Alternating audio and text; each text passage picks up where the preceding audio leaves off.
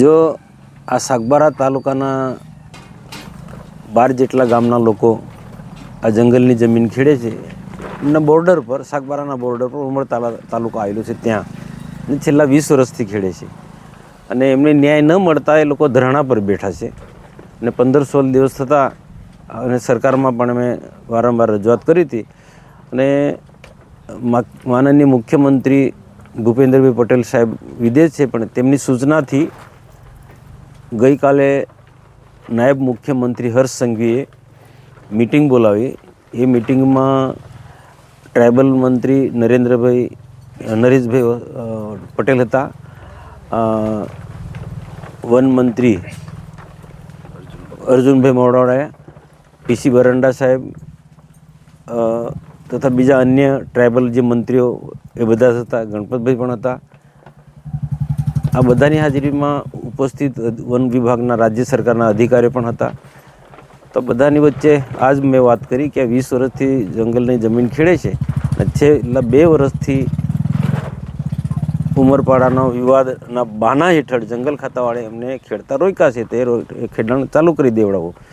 તો એમણે જે વાત કરી કે જે અગાઉ જે પેન્ડિંગ જે દાવાવાળા જે છે એમને જે નિયમ લાગુ પડશે, એના જે નિયમો બન્યા છે કે જમીન આપવાના માટે જે પુરાવાની જરૂર છે એ જ પુરાવા સાગબારાવાળાને પણ લાગુ પડશે. અને અગાઉ જેમને સનદો આપી દીધી છે એ પણ જે નિયમો અને પુરાવાના આધારે આપ્યા એને આ બધું જ એક સમાન બધાને એક નિયમ લાગુ પડશે. અને આના માટે મેં પણ ઘણી બધી વાત કરી કે આમની પાસે આટલા કેટલાક પુરાવા છે. તો એ પુરાવાના આધારે એમને પણ જેટલા લોકો જંગલની જમીન ખેડે છે આ સાગબારા તાલુકાના લોકોને એમને ખેડાણ કરવા દેવું જોઈએ. અને પુરાવાની વાત પછી રાખો, એ જ્યારે ખેડાણ થયા પછી પુરાવા આપશે, પણ એક વખત ખેડાણ ચાલુ કર્યું પણ જે વિભાગના જે મંત્રી અને બાકીના અધિકારીઓએ કીધું કે અમારે પણ અભ્યાસ કરવાની જરૂર છે, કેટલા લોકો ખેડે છે, શું છે, કેટલાક કોની પાસે શું પુરાવા છે. એના માટે 2 દિવસ એમને લંબાયા છે. અને 2 દિવસ પછી અહીંયા રાજ્ય સરકારના મંત્રી આવશે. હવે ઈશ્વરસિંહ પટેલ આપણા પ્રભારી મંત્રી છે નર્મદાના, એ આવશે. અને બીજા પ્રભારી મંત્રી પ્રવીણભાઈ માળી એ પણ સાથે આવશે.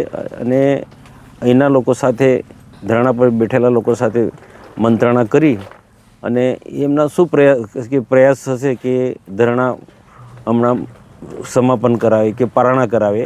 અને આ જે દાવા અરજીનો નિકાલ કરવાનો એ લાંબો પ્રોસિજર છે, લાંબુ પીરિયડ લેશે. એટલે હમણાં પારણા કરાવી દેવાનો એ રીતના વાત. જેને જે ખેડે છે એને પુરાવાના આધારે અમે આપીશું, એ રીતના એમની વાત કહી. અને એ રક્ષાબંધનના બીજા દિવસે એટલે 29 તારીખે લગભગ અહીંયા આવશે. પણ હું એ જ વાત કહેવા માટે આજે અહીંયા આવ્યો, ધરણા પર બેઠેલા સ્થળ પર. આજ સરકારની કાલે મિટિંગની જે ચર્ચા થઈ એ જ વાત કરવા માટે અહીંયા આવ્યો.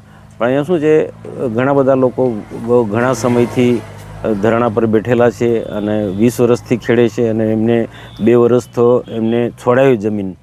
તો હવે પછી એમનો રોજીરોટીનો પણ સવાલ છે, જીવન નિર્વાહનો પણ એને સવાલ છે. એને ધ્યાનમાં રાખીને કેટલાક ખેડૂતોએ એમનું ખેડાણ, હળ ને બધું સાધન લઈને આવ્યા હતા.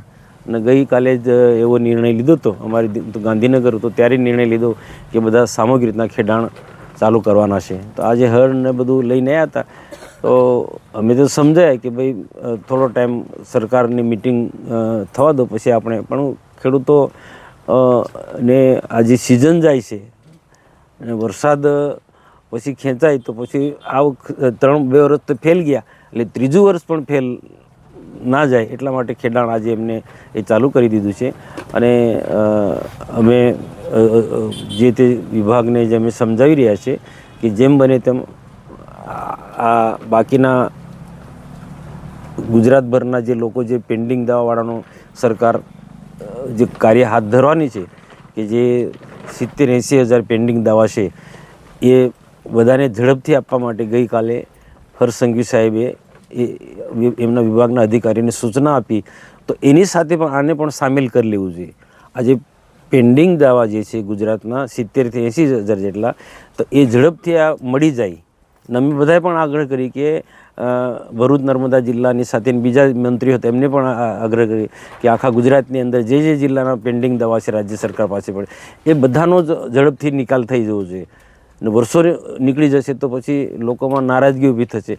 તો આ પ્રક્રિયા હરસંઘે બહુ સ્પષ્ટ કીધું કે ભાઈ બહુ સમય મર્યાદાની અંદર 2 થી 3 મહિના 4 મહિનાની અંદર એને ઉકેલ આવી જોઈએ. ત્યારે મેં પણ આ જ વાત કરી કે એની સાથે સાગબારાના લોકોનો પણ સામેલ કરી લો, જે ધરણા પર બેઠેલા છે એમના જે દાવા અરજીની વાત છે એ પણ એની સાથે જોઈન્ટ કરી દો. અને જે રીતના પેલા લોકોની પ્રોસિજર ચાલે છે તો આમને પણ આની પ્રોસિજર એ ચાલુ કરો કે દાવા અરજીને માન્ય રાખીને જેટલું જે ખેડાણ કરે છે એને સનદ આપવાની જે પ્રોસિજર જે પણ કરવાની છે, જે પુરાવાના આધારે પુરાવા એક એમની પાસે ખેડૂતો પાસે પણ કેટલાક લોકો પાસે પુરાવા છે અને બાકીનું સ્થળ પર આવે તો સ્થળ પર આવ્યા પછી ખ્યાલ આવે કે એની સ્થિતિ શું છે, કેટલા વખતનું જૂનું ખેડાણ છે, કેટલાક પાસે કેટલાક ઘરો પણ બનાવેલા છે, કેટલાક પાડા બંડિંગ પણ બનાવેલા છે ને કંઈક ને અલગ અલગ પ્રકારના પુરાવા છે.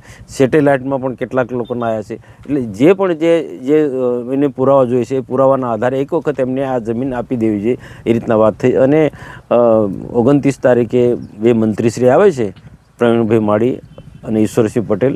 હવે એ અહીંયા સ્થળ પર મુલાકાત લે છે અને લોકોને આખી વાત મૂકશે. હવે એ શું વાત લઈને આવે છે 2 દિવસ પછી ખબર પડશે. જો આ છે ને આ બધા લોકોનું પોલિટિકલી આ સ્ટેટમેન્ટ છે, આ બધું પોલિટિકલી સ્ટેટમેન્ટ છે. અહીંયા ભૂતકાળની અંદર કોંગ્રેસના સંદીપભાઈ માંગરોલા પણ આવ્યા છે, એને પણ આ પ્રશ્ન ઉકેલાય એના માટે પ્રયત્નો કર્યા છે.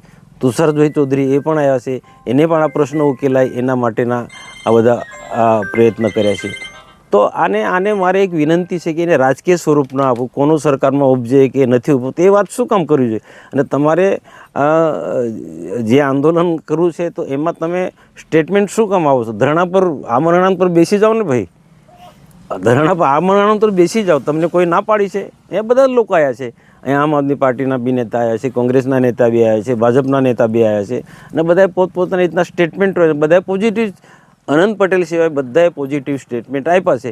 તો દેવેન્દ્રભાઈની મારી વિનંતી છે તો સ્ટેટમેન્ટ આપ્યા કરતાં છે ને આ પ્રશ્ન ઉકેલાય એના માટે તમે ચિંતા કરો. અમે તમારી રીતના જેટલું છે કાયદા કાનૂનને ધ્યાનમાં રાખીને જેટલું જ્યાં રજૂઆત કરવાનું હોય ત્યાં અમે કરીએ છીએ. અને એને દેવેન્દ્રને મારે કહેવાનું કે સરકારમાં ઉપજતું કે નથી ઉપજતું એ અમારે કોઈ લેવા દેવા નથી. પણ આજે ગુજરાતભરના પેન્ડિંગ જે દાવા જે છે, આ સાગબારાના આંદોલન ચાલ્યું, એક સમજી લો બધા લોકો કે આજે ગુજરાતમાં 70,000 થી 80,000 પેન્ડિંગ દાવા છે. આ પેન્ડિંગ દાવા જે ઉકેલવાની દિશામાં સરકાર આગળ વધી રહી છે. કોના કિરે? આ સાગબારાના લોકો ધરણા પર બેઠા છે એના કારણે. આનાથી મોટું બીજું શું ફાયદો થવાનો લોકોને? કે આ સાગબારાના લોકોના આ ધરણાને કારણે કે ગુજરાતના પેન્ડિંગ દાવાવાળાને ફાયદો થવાનો છે. અને 4 થી 5 મહિનાની અંદર બધા લોકોને એના સનદ મળે એ રીતના સરકાર આગળ વધી રહી છે. કે કોના કારણે? આ સાગબારાના આંદોલનના કારણે. એટલે તમે હંમેશા આદિવાસીઓના પ્રશ્નો ઉકેલવા માટે પોઝિટિવના વિચારો, કોઈના પર આક્ષેપ મૂકવા, સરકારમાં ઉપજતું નથી કે નથી ઉપજતું એ બધી વાતો ના કરો. એ બધી અને તમારું એટલું ઉપજે છે તમે આમરણાંત પર બેસી જાઓ ને ભાઈ. હવે બધું આજે આ મારે શું છે, આ જે ગરીબ ખેડૂતો છે ઘણા વખતથી ધરણા પર બેઠા છે, મારા માટે એક જ ધ્યેય છે કે આ ગરીબ ખેડૂતોનો પ્રશ્ન ઉકેલાય. 20 વર્ષથી જંગલની જમીન ખેડે છે એમની સાથે ન્યાય મળે એ જ મારું ધ્યેય છે. બાકી બીજી વાતમાં મારે પડવું નથી. આજે ધરણાનો 20મો દિવસ છે અને ગઈકાલે લીલાબેને જે જાહેરાત કરેલી એ પ્રમાણે કાયદાની મર્યાદામાં રહીને આ ખેડાણ દાવાવાળી જગ્યામાં શરૂ કરવા માટેનું ગઈકાલે એમણે આહ્વાન કરેલું. એના સંદર્ભમાં આજે અહીંયાના ખેડૂતોએ એ ખેતી કરવાનું શરૂ કરી દીધું છે. ખેડૂતોને કાયદાની મર્યાદામાં રહીને જે દાવા પેન્ડિંગ છે અને જે જગ્યા ઉપર એમનો દાવો છે એ જ ખેડૂતો એટલી જ જગ્યાની અંદર પોતાનું ખેડાણ શરૂ કર્યું છે. કારણ કે સરકારની અંદર માનનીય મનસુખભાઈ વાટાઘાટો કરે છે અને ખૂબ જ પ્રમાણિકતાથી, નિષ્ઠાથી એમણે પ્રયત્ન પણ કર્યા છે.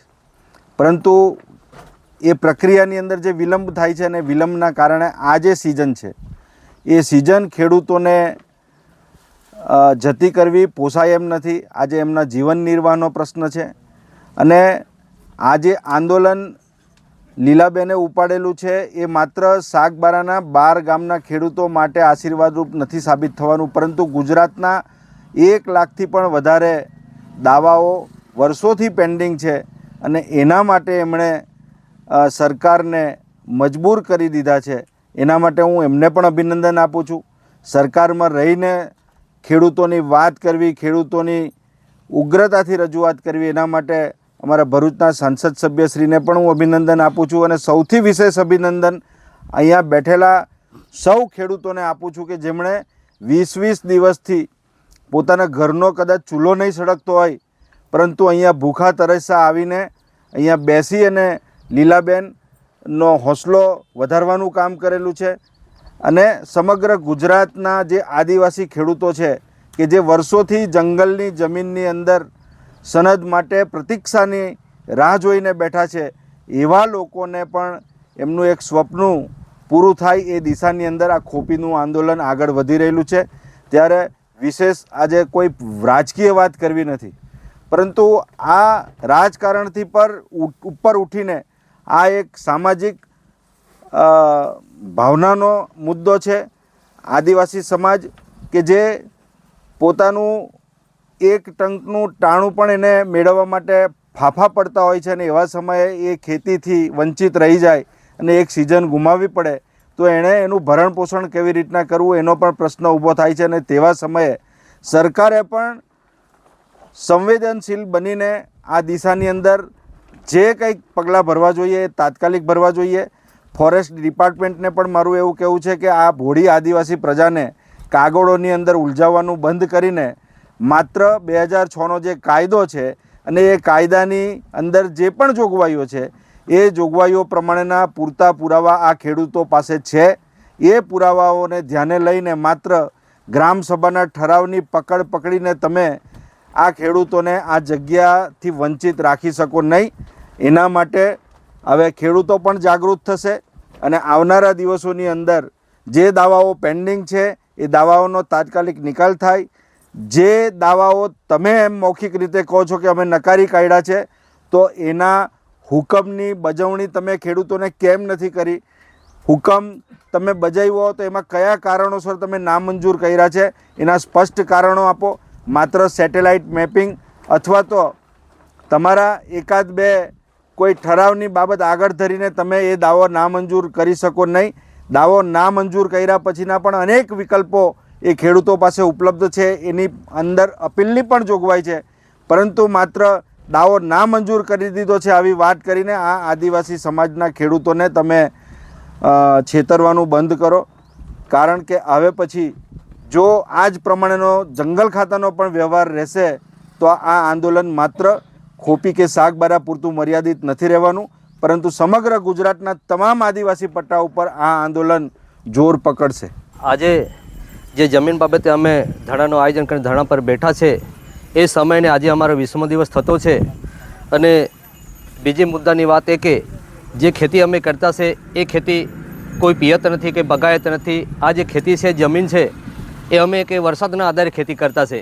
એટલે સરકારશ્રીને અમારી એ વિનંતી છે કે અત્યારે ચોમાસાનો સમય બી ઓછો છે, એ વિચારે અમે આજથી 20મા દિવસથી આ જમીન ખેડવા માટે અમે શરૂ કરી છે. અને કેમ કે વરસાદ ઉપર જ ખેતી થતી છે, એટલે કદાચ વરસાદ નહીં આવે, કદાચ તક નીકળીએ તો અમે જમીન કરવામાં કે ખેડવામાં અમને અનુકૂળતા ના આવે, એટલા માટે આજથી અમે આ જમીન ખેડવા માટે શરૂ કરી છે. અને સરકારશ્રીને એ બી વિનંતી છે કે અમારો જે હક અધિકાર છે, જળ જંગલ જમીન, એ અમારો અધિકાર છે, અમારો હક અમને મળે એ અમે વિનંતી કરતા છે. અને બીજી વસ્તુ કે જે જમીન અમે ખેડાણ ચાલુ કર્યું છે આજથી, એમાં અમને જે વૃક્ષ વાવેતર કરેલા છે એ વૃક્ષને અમે કોઈએ બીજી રીતે નુકસાન ના કરીએ, અમે સાચવવાની કોશિશ કરીશું. અને જે ખેડાણ અમે કરતા છે એમાં વાવણી કરીશું. એ રીતે સરકાર અમને મદદરૂપ થાય અને અમારા જે હક અધિકાર છે એ અમને મળે એવી અમે સરકારશ્રી તરફથી અમે રાખીએ છીએ.